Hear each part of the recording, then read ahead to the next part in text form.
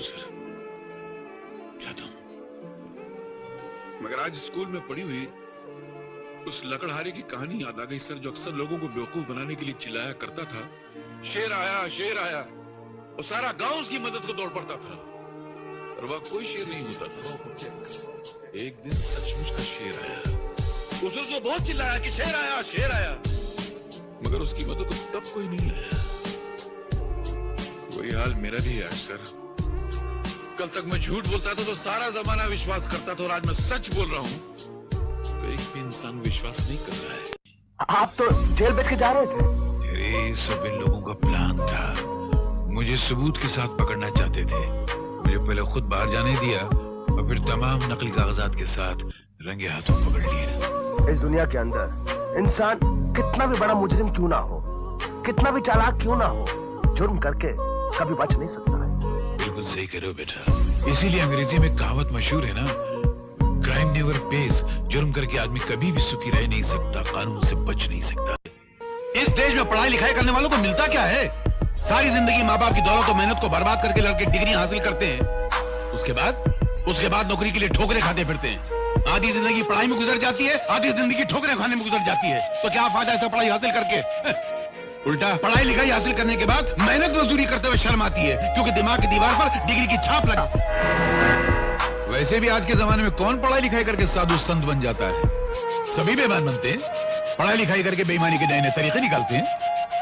मासी जी एक बात बताऊं, आजकल के जमाने में उसी बच्चे को पढ़ना चाहिए जिसके बाप के बाद दौलत का ढेर लगा हुआ हो, ताकि पढ़ाई लिखाई पूरी करके अपने बाप की कुर्सी पर जाके बैठ जाए और पढ़े लिखे डिग्री वाले नौजवानों को अपना गुलाम बनाकर उन पर हुकूमत करे। इसीलिए मैं अपने बेटे को अपनी यूनिवर्सिटी में पढ़ा रहा हूं, ताकि ये बड़ा होकर किसी की नौकरी नहीं करेगा, अपना बिजनेस, अपना कारोबार खुद करेगा, अपने दिमाग के बल पर, अपनी उंगलियों की औसत। क्या माँ, गाली तो गरम गरम दे रही हो, चावल बासी दे रही हो, ऐसा चावल चूहे नहीं खाते, तुम मेरे को खिला रही हो। अरे चाचा, तू कहीं का महाराजा नहीं, भिखारी है भिखारी। तो क्या हुआ, इस संसार को चलाने के लिए राजा और भिखारी दोनों जरूरी हैं। राजा टैक्स लेता है तो भिखारी भीख लेता है, राजा महल में राज करता है तो भिखारी तुम्हारे दरवाजे पे आके फरियाद करता है, राजा इंसाफ करता है तो भिखारी बासी खाना साफ करता है। तुम्हारे दरवाजे पे आके अगर मैं भीख मांगता हूँ ना तो तुम मेरे पे एहसान नहीं करती हो, मैं एहसान करता हूँ। अरे साला इस संसार में कौन भिखारी नहीं है, सब भिखारी हैं।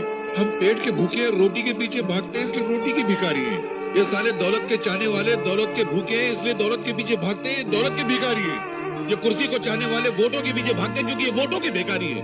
अपने मन से देखो तो इस संसार में हर इंसान हर घड़ी किसी न किसी चीज के पीछे भागता रहता है, हर इंसान किसी न किसी चीज का भिखारी है। बस फर्क इतना है कि कोई भिखारी जिसकी तकदीर अच्छी होती है वो अच्छाई बटोर लेता है, और जिसकी तकदीर खराब होती है वो बुराई बटोर लेता है। ड्यूटी पे? हाँ। तो ड्यूटी वाले बाबू जरा एक बात तो बताना। क्या? पिछले महीने मंत्री महोदय जब दौरे पे निकले थे तो कदम कदम पे उनकी रक्षा के लिए पुलिस फोर्स वाले खड़े थे। हाँ। और तुम जनता का जोखिम लेके निकलते हो, पैसे लेके निकलते हो। पुलिस फोर्स तो एक तरफ, एक सूखा मरा हुआ हवलदार भी तुम्हारे साथ नहीं है। मंत्री महोदय तो बैल की तरह मुस्टंडे हैं और तुम सूखे मुरझाए हुए खजूर के पत्ते की तरह हो। क्या ये सरकार की बेईमानी नहीं है? जहाँ तक मेरे कंजूस होने का संबंध है, मैं इस लफ्ज़ से बुरा नहीं मानता, लेकिन मैं आपसे पूछता हूँ, एक माँ जिसके कई बच्चे हों और आप जाकर उस माँ से उसका एक बच्चा मांगे, वो माँ अपना बच्चा आपको देगी? कभी नहीं देगी। इसी तरह मैं भी अपनी मेहनत से कमाए हुए अपने एक एक पैसे को अपनी औलाद समझता हूँ। अगर वो माँ अपना बच्चा नहीं देगी तो मैं भी अपना बच्चा आपको मुफ्त में नहीं दूंगा। अगर वो माँ कंजूस है तो मैं भी कंजूस हूँ, और मुझे अपने कंजूस होने पर फख्र है, शर्मिंदगी नहीं। बच्चे ही है, ऐसे निकाला जाता है। आज स्विमिंग पूल बनाएंगे। दोस्तों, आज के इन बच्चों को स्विमिंग पूल से ज्यादा रोटी की जरूरत है, यतन ढांकने के लिए कपड़े की जरूरत है, घर छुपाने के लिए छत की जरूरत है, और कल किसी चौराहे पर खड़े होकर भीख न मांगे, अपना भविष्य अपने हाथों बनाए, उसके लिए शिक्षा की जरूरत है। वही ऐसा कुछ तो कर नहीं रहे, स्विमिंग पूल बना रहे। क्या पूरी कौम को डुबाओगे स्विमिंग पूल में? यानी कि तुम ये स्टूल नहीं खिसकाओगे? बिल्कुल नहीं। एक काम करो। अरे फिर काम करो। ये रस्सी में गले में डाल लेता हूँ, तुम मुझे खिसका दो। अरे यार ये कैसा आदमी है? तुम आत्महत्या करने आए हो या मेरे हाथों हत्या करवाने आए हो? ये तो सोचने वाला पॉइंट है। तो बैठ के सोचो। हाँ वही तो। वो क्या, जो बच्चा है ना, वो भी पैदा नहीं हुआ है, होने वाला है। जब पैदा नहीं हुआ, उसका आता नहीं पता नहीं, तुम ये एडमिशन के लिए कैसे आगे थे? क्या करें, मजबूरी है प्रिंसिपल साहिबा। आजकल हर जगह एडवांस बुकिंग करानी पड़ती, नहीं तो जगह नहीं मिलती है। स्कूल में, कॉलेज में, अस्पताल में, सिनेमा हॉल में, राशन की दुकान में, यहाँ तक कि कब्रिस्तान में भी एडवांस बुकिंग कराओ, नहीं तो जगह नहीं मिलती है। अब तो ये टाइम आ गया कि मार खाने के लिए भी एडवांस बुकिंग करानी पड़ती है, तो मारता नहीं है। इस देश में पढ़ाई लिखाई करने वालों को मिलता क्या है? सारी जिंदगी माँ बाप की दौलत और मेहनत को बर्बाद करके लड़के डिग्री हासिल करते हैं। उसके बाद नौकरी के लिए ठोकरे खाते फिरते हैं। आधी जिंदगी पढ़ाई में गुजर जाती है, आधी जिंदगी ठोकरे खाने में गुजर जाती है। तो क्या फायदा ऐसा पढ़ाई हासिल करके? उल्टा पढ़ाई लिखाई हासिल करने के बाद मेहनत मजदूरी करते हुए शर्म आती है, क्योंकि दिमाग की दीवार पर डिग्री की छाप लगा। वैसे भी आज के जमाने में कौन पढ़ाई लिखाई करके साधु संत बन जाता है? सभी बेईमान बनते हैं, पढ़ाई लिखाई करके बेईमानी के नए नए तरीके निकालते हैं। मासी जी एक बात बताऊं, आजकल के जमाने में उसी बच्चे को पढ़ना चाहिए जिसके बाप के बाद दौलत का ढेर लगा हुआ हो, ताकि पढ़ाई लिखाई पूरी करके अपने बाप की कुर्सी पर जाके बैठ जाए और पढ़े लिखे डिग्री वाले नौजवानों को अपना गुलाम बनाकर उन पर हुकूमत करे। इसीलिए मैं अपने बेटे को अपनी यूनिवर्सिटी में पढ़ा रहा हूं, ताकि बड़ा होकर किसी की नौकरी नहीं करेगा, अपना बिजनेस, अपना कारोबार खुद करेगा, अपने दिमाग के बल पर अपनी उंगलियों की औसत।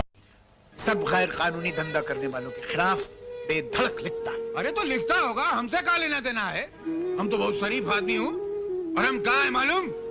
RDU मतलब रिक्शा ड्राइवर यूनियन का लीडर हूँ। इसके अलावा HGU मतलब हाथ गाड़ी की जो यूनियन है उसका भी लीडर हूँ। कोई मामूली आदमी नहीं हूँ हम। और तुम जानते हो मैं कौन हूँ? अरे कलेक्टर और का हूँ। हमारे जो तेरे पोरट खोली थोड़ी ना है तुम्हारे पास। इस जिले का हर दरख्त, हर खेत। कई दिनों से आप चटनी रोटी ही खा रहे हैं। कहते हैं चादर जितनी बड़ी हो इंसान को पैर उतने ही फैलाने चाहिए, मगर मेरी तो चादर ही छिन गई है। अब मुझे सारी जिंदगी पैर सुखेड़ के सोना होगा। ऐसा मत बोलिए बाबूजी। हाँ बेटी, मैं अपने हिस्से का खाने से ऊपर तो धो धोकर पहनता था।